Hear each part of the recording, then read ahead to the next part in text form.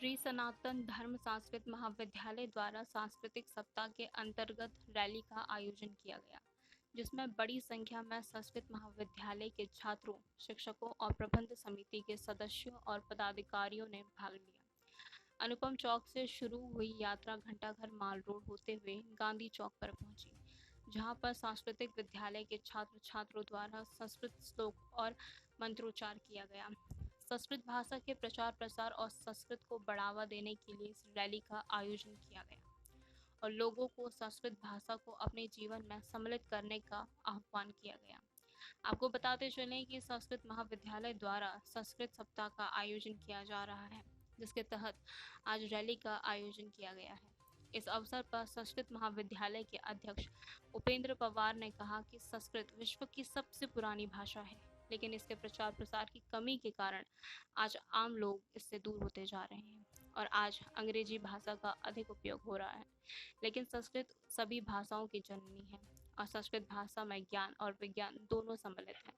उन्होंने कहा कि सरकार को चाहिए कि इसके प्रचार प्रसार के लिए प्रयास करना चाहिए और आम आदमी के जीवन में संस्कृत भाषा का उपयोग करना अनिवार्य किया जाना चाहिए। इस अवसर पर सनातन धर्म संस्कृत महाविद्यालय के सदस्य राकेश अग्रवाल ने कहा कि 1 सितंबर को संस्कृत दिवस के रूप में मनाया जाता है और संस्कृत भाषा विश्व की सबसे पुरानी भाषा है और इसी भाषा से अन्य भाषाओं की उत्पत्ति हुई है। मसूरी से संवाददाता अजीत कुमार की रिपोर्ट, दैनिक भास्कर।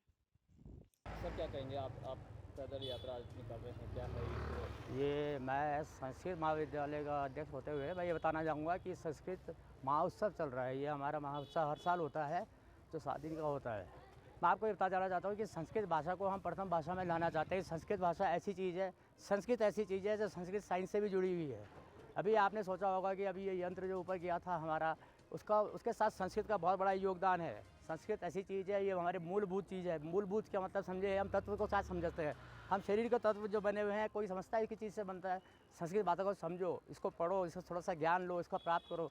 हम ये चाहते हैं कि संस्कृत भाषा घर घर हो। संस्कृत भाषा हम एक इंग्लिश मीडियम स्कूल में जाते हैं, वहाँ 8वीं तक संस्कृत विद्यालय में जाते हैं। मैं खुद पढ़ा हूँ ना, वहाँ भी 8वीं तक जाते हैं, उसके बाद संस्कृत भूल जाते हैं, भूल गया क्या बोला।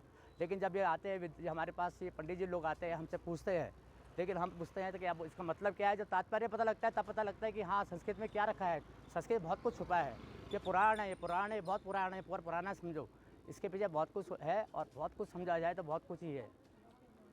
सरकार ने 1 सितंबर को संस्कृत दिवस के रूप में स्थापित किया है और इसका मूल उद्देश्य जो भारत की पुरातन संस्कृति है और पुरातन भाषा है, संस्कृत भाषा, इसका प्रचार प्रसार करना। विश्व की सभी भाषाओं में सर्वश्रेष्ठ और आदि भाषा जो है वो संस्कृत है। आज के वैज्ञानिक युग में जितने भी कंप्यूटर चल रहे हैं या चंद्रयान की गणना हो रही है या सूर्य की गणना हो रही है, वो सिर्फ संस्कृत के जो वेद और उपनिषद हैं उन्हीं के कारण हो रही है। लेकिन भारत में, उत्तराखंड में इसका प्रचार प्रसार और ख़ास तौर से जो जागरूकता होनी चाहिए वो नहीं है। इसीलिए इसके प्रसार प्रचार के लिए हम लोग प्रयास कर रहे हैं। कितने दिन? 7 दिन का उत्सव चल रहा है संस्कृत विद्यालय में। परसों इसका समापन है। यह इसलिए कि अभी हम हिंदू धर्म के लोग हैं, हमको मसूरी में ही जब कभी कोई कार्यक्रम करना हो 13 ब्राह्मण नहीं मिलते, इसलिए इनको जो है यज्ञोपवीत कराया गया और इसमें हम इनको सहयोग कर रहे हैं, तो आगे दीक्षित कर रहे हैं।